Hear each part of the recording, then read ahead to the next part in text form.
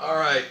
Tonight we're gonna do the '80s. Did the '70s last time, and I realized I missed a couple from the '70s. So with my OCD, I cannot continue with the '80s until we finish the '70s.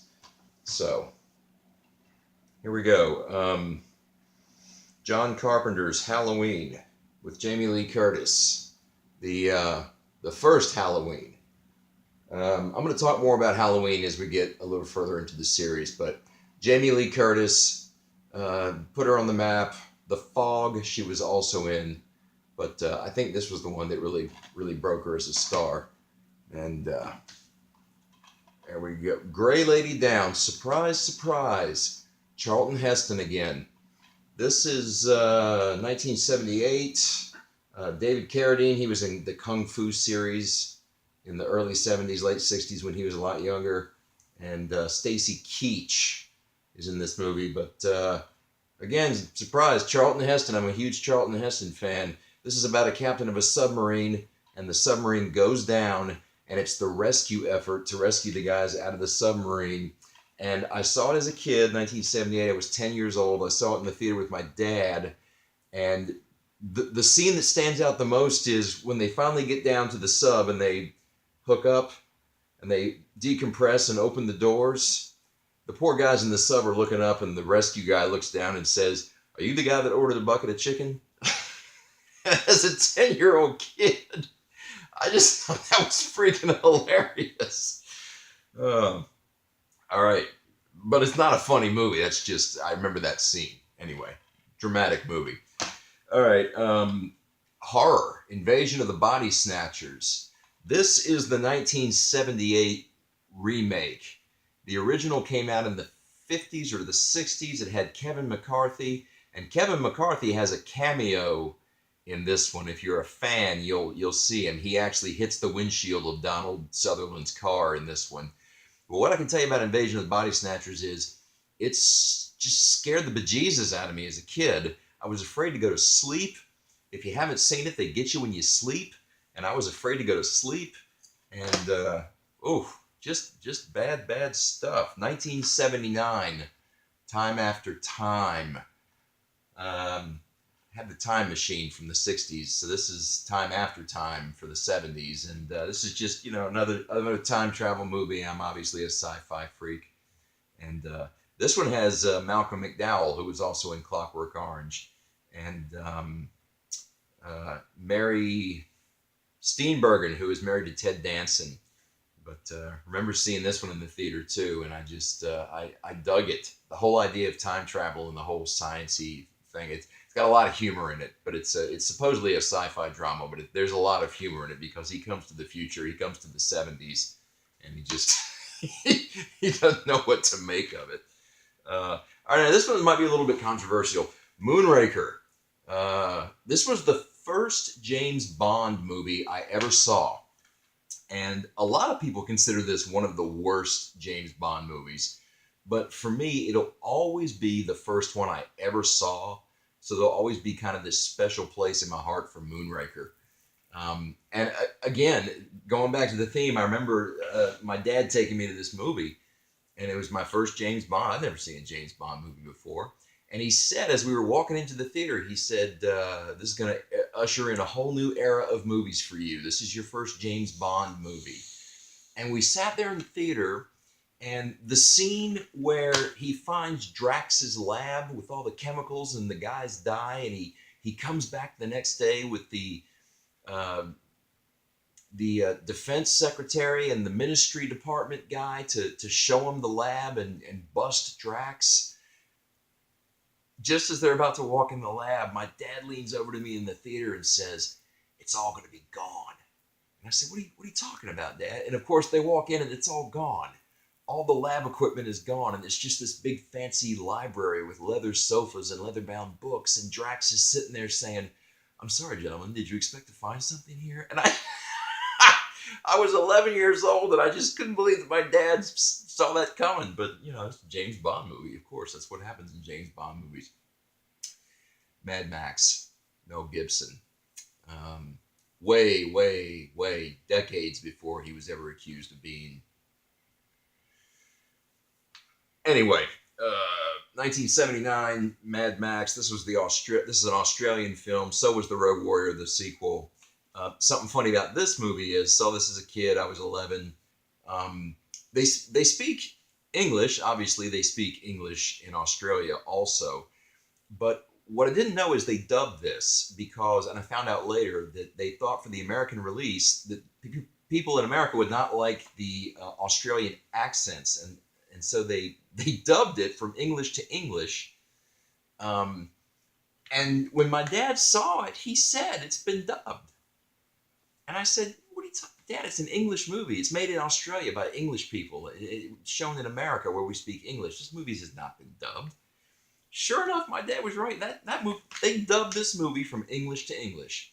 So if you got a copy of Mad Max, it's one of two versions. It's either the original with the Australian voices, and you'll know it when you hear it, or it's the one with the American voices that I grew up used to. And now I'm a stickler for, genuine and authenticity, but the dubbed one is the one I like because that's the one I grew up with. But that's not the real one. The real one had Australian actors' voices in it, and it sounds different. Anyway, my dad was right. I swore he was wrong. I was a kid. I knew everything. My dad was wrong. He was right. The original Alien, 1979. Sigourney Weaver. Ridley Scott, I think, directed this. And I love Ridley Scott. Yeah, who didn't love the original Alien? And I think I've got more of those on the shelf. So that's the 70s. We're wrapping up the 70s there. So now we can move on to the 80s. And we're going backwards by date here. So, and I actually am cleaning the shelves. Here's my generic shelf cleaner. So I'm actually doing something here with these videos. So the first one I got for the 80s is Flash Gordon. Who was the guy starring in this? I don't even know this guy's name. I don't know that he was ever in any other movie, but I think Max von Sydow was Ming the Merciless, and it's silly. It's just a comic book, silly action adventure movie with lasers and stuff. Going off the success of Star Wars, they were just doing another sci-fi. Next, 1980, The Shining, Jack Nicholson. Great horror flick.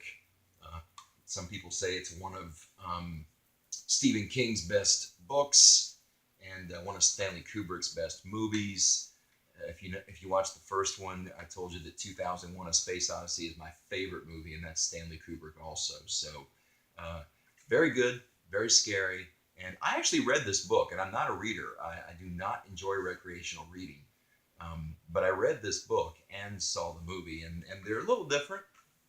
But both very, very good, and of course the movie is a classic. Friday the 13th, the original from 1980. So this was the one where it's the mom. It's Mrs. Voorhees. It's not Jason yet. There is no Jason until the end. And again, spoiler alert, but it's been out since 1980. Come on. But the mother is the killer in this one, and she's getting revenge for. She thinks her son drowned while a bunch of counselors were getting high and having sex. So she kills all the counselors. And then in the end of the movie, the kid jumps up out of the lake and he's still alive, but he's this monster. And so all the other ones were Jason killing people to get revenge on his mom. It's this cyclical thing. Get revenge for his mom, sorry.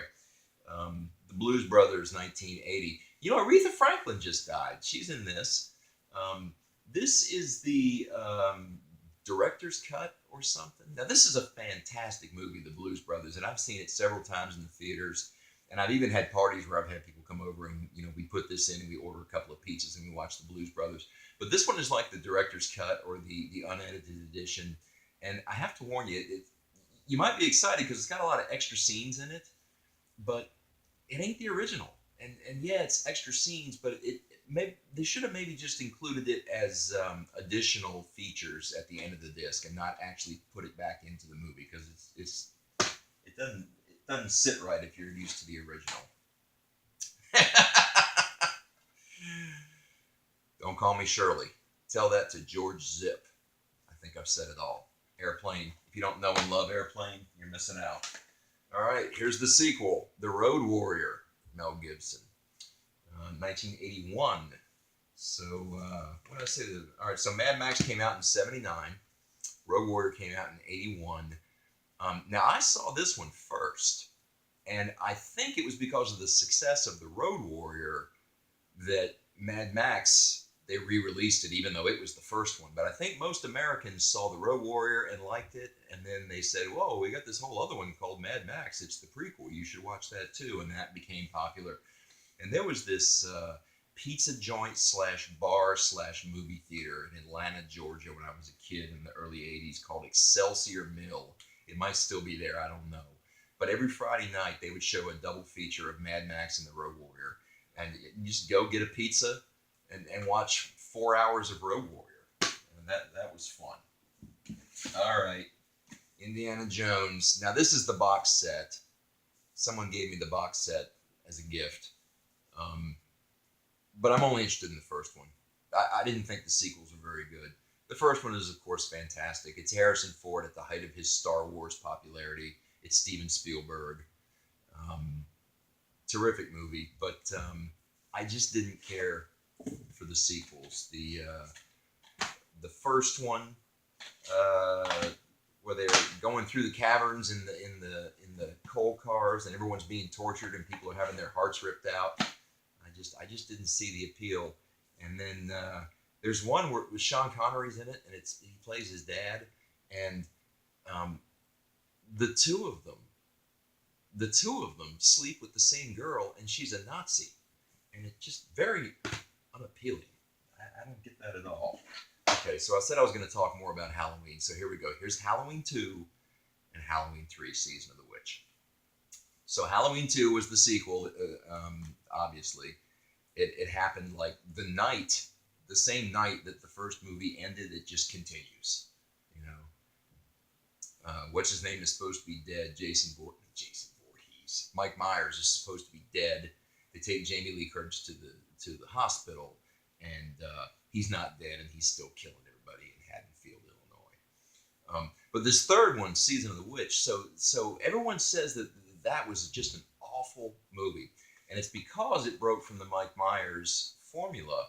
And what I think the director of this was John Carpenter. What John Carpenter said he wanted to do was just put out a different movie every Halloween with some spooky, scary monster theme. And the first one just happened to be two, so they were sequels. And then the third one, he was saying, "Well, here's a new story for you guys. Here's a spooky, scary Halloween story." And it didn't have Mike Myers in it, and people thought, what's wrong with this movie, man? This is not the Halloween series. And as a result, no one liked Halloween 3. I think it's the best of all of them. He then came back with Halloween 4, The Return of Michael Myers, and Halloween 5, and geez, I don't know how many Halloweens there have been, honestly. Friday the 13th, Part 2. Now, this is the first one with Jason as the killer. But he still doesn't have the hockey mask. He's just got a bag over his head. So these are old Friday the 13th. Night Shift, 1982. Michael Keaton is in this. And the gal from Cheers, Shelley, what's her name? Can't remember her name. Shelley Long? What's that girl's name from Cheers? Yeah, whatever. Anyway. And the Fonz, Henry Winkler. The Fonz plays a wimp in this movie. And I grew up watching the Fonz, Henry Winkler, as the Fonz on Happy Days. And he was this cool, tough guy. And it's funny to see him playing a wimp in this movie. It's an adorable movie, though. I really like it. Pink Floyd, The Wall. I mentioned in the last video that The Battle of Britain is the movie that's playing on the TV while Bob Geldof is in the hotel. Excuse me, 1982. So The Wall itself, the album, came out in 79. And this movie came out in 82. And Pink Floyd did what was going to be their last album called The Final Cut in 1983. And that's my favorite Pink Floyd album. Of course, they got back together and continued to make albums for 20 years, but without Roger Waters. And Roger Waters went off and did his solo career. I'm a huge Roger Waters fan. But love The Wall. I have to tell a story about the wall. When I was a kid and going through that rebellious, argumentative period with my parents, I told my dad, "Look, Dad, if you want to understand me, just watch The Wall, okay? It's a terrific movie. Just watch The Wall, and you'll get it. You'll know what I'm thinking." So my dad sits down and watches this movie. God bless him. And the next morning, I said, "So, Dad, did you watch the movie? What'd you think?" He said, "I think it's about a spoiled brat kid who seems to feel like the world owes him something." And even at 15, 14 years old, I knew he was right. He pegged it. That's what it's about, a spoiled brat kid who seems to feel the world owes him something. Quit crying and pull yourself up by your bootstraps and make something of your life, kid. But I still watch it with euphoric recall and really enjoy it. John Carpenter's The Thing. Now, this is a remake of the original Thing from the 50s with, I can't remember the guy's name, the guy from Gunsmoke. And that was an old black and white one. It takes place in Alaska. This one is obviously color, and it takes place in Antarctica. And honestly, it was this film was very influential with me all my life when I saw it up until adulthood, still today. And it was the idea of going to someplace as remote and isolated as Antarctica that eventually led me to Alaska. And I live in Alaska now. And so just the adventure of the isolation, the cold, being at the top of the earth, at the bottom of the earth, I just found that fascinating. And I live in Alaska today. Blade Runner. This is the 4-disc collection, which has the original theatrical release and the director's cut, and I think it's got like a European theatrical release. I mean, it's got buku discs to it. So Blade Runner 2019 just came out last year, I think, and I got to be honest, I didn't like it. I didn't like it at all. And I'm a huge fan of the original Blade Runner, and I didn't like the director's cut. And I don't want to spend too much time on this, but the original came out, and Harrison Ford does all the narration in it, right? And Ridley Scott, the director, got to thinking, I don't think people understood that we're supposed to wonder if Harrison Ford is a replicant.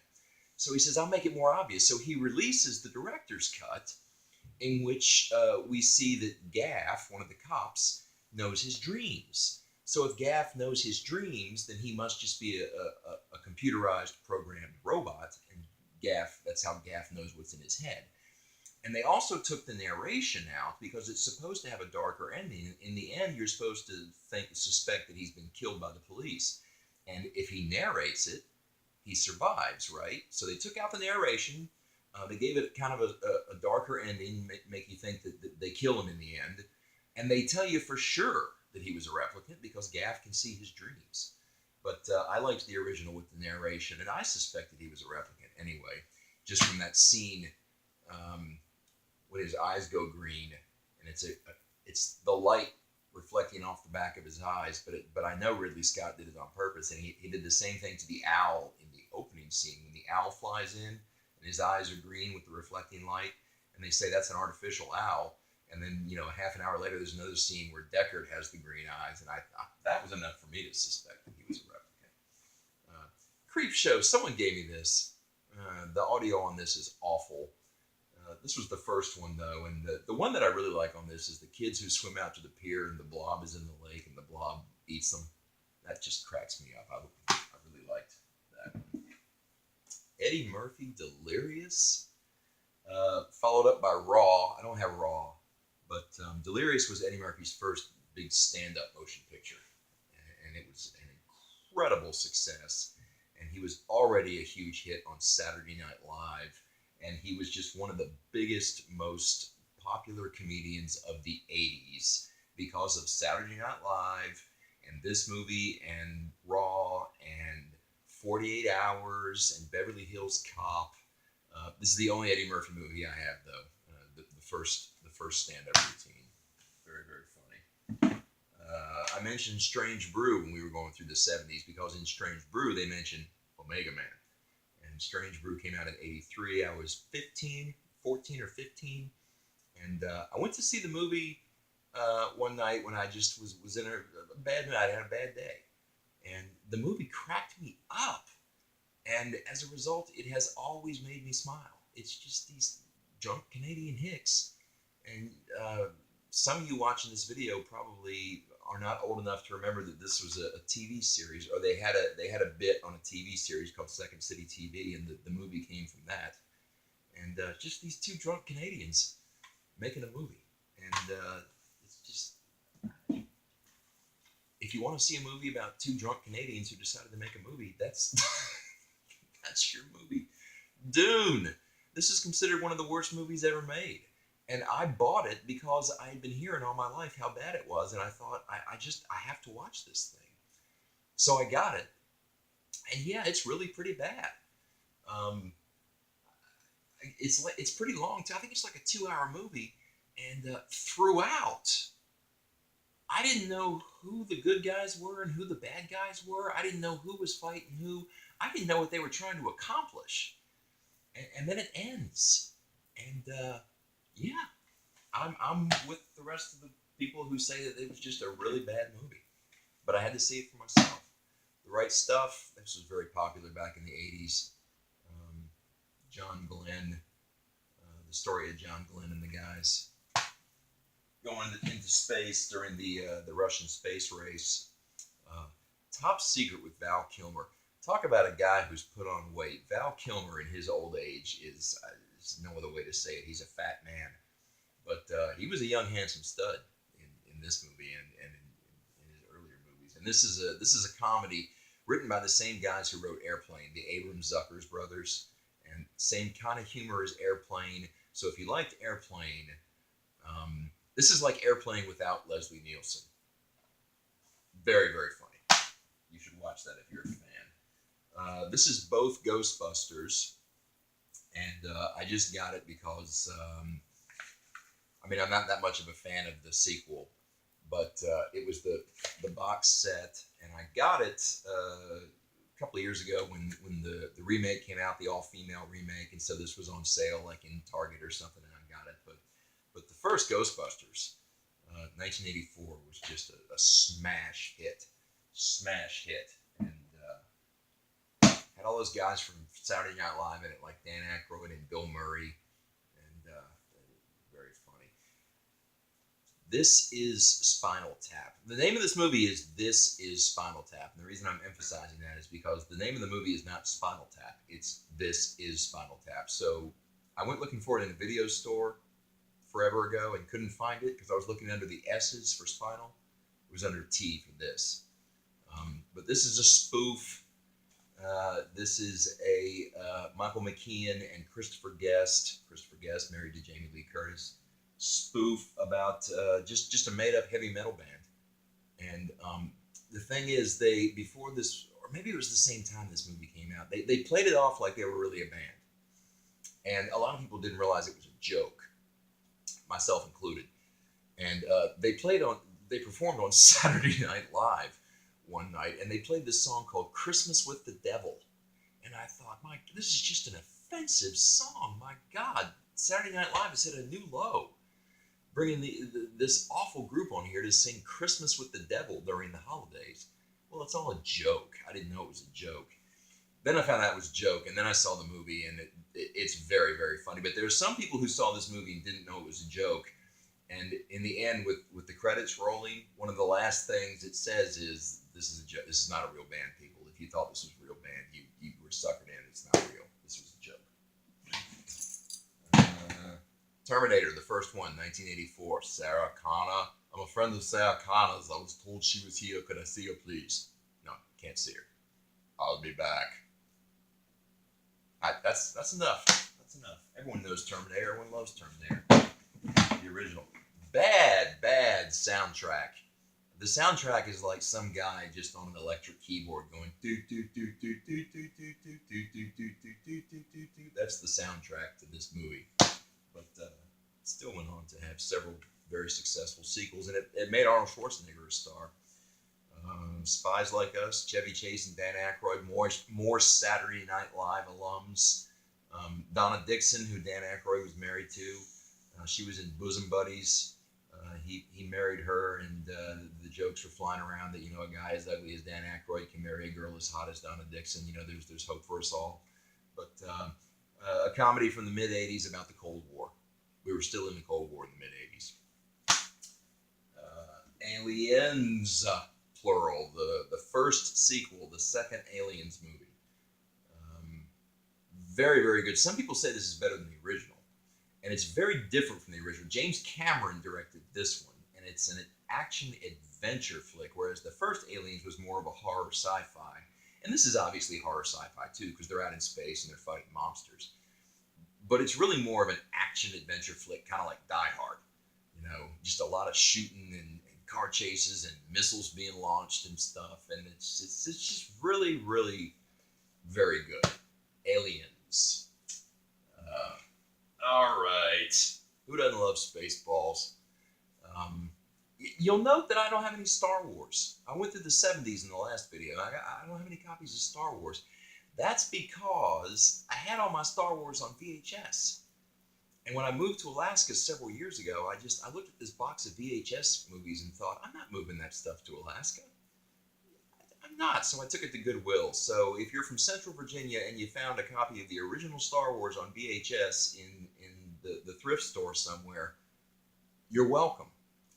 But Spaceballs, the big spoof of Star Wars, Mel Brooks. I also said during my 70s bit that I was not a big Mel Brooks fan, but Young Frankenstein and Spaceballs, very, very funny. And it has Rick Moranis from Strange Brew, half of the Drunk Canadian team. We're getting to the end here. What do we got? 87. Oh, Predator. And it's got the holographic cover. This movie is so good. It came out in 87. I remember I went and saw this the night of my high school graduation and just thought it was great. And a couple weeks later, I joined the Army. And this is just the kind of macho bullshit I needed. This was great. And to this day, it's a fantastic movie. It's just macho bullshit. And if you like macho bullshit, Predator is your movie. It's got Jesse Ventura in it. I mean, Bill Duke. And a bunch of great lines because it's Arnold. All right. 1987, The Living Daylights. Here's another James Bond. Okay, and a lot of people don't know who. See, I'm not even going to get the name right. It's Tim something. Tim Dalton, I think.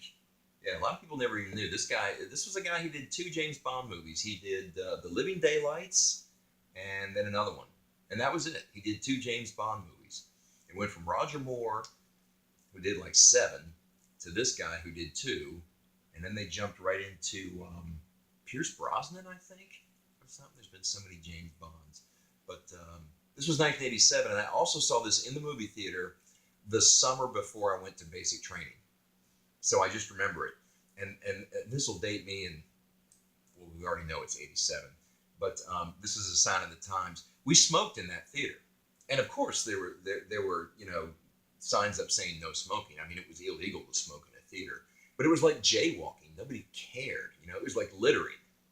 Nobody cared. And we sat, not in the front row, but like 2 rows back from the front, just smoking cigarettes in the theater watching this movie. And no one said anything to us because it was the 80s, man. And but I remember that. It was up in Cape Cod that summer. And of course, Die Hard. One of the best movies from the 80s and one of the best action-adventure series ever. Bruce Willis, 1988, Die Hard, Yippee-ki-yay, MF. It is a Christmas movie. There's 2 kinds of people in the world, those who think Die Hard is a Christmas movie and those who are wrong. So Die Hard. And Bruce sits on the shelf down here and stares at me and my guests. And I was staring down at him one day when I noticed these shelves were as dusty as they were, and that's why I started making this series. So we're going to conclude with Die Hard 1988. That's the 80s, kids. This one went kind of long, too. Only got a few more decades to get through, but we'll do that another night. Thanks for watching.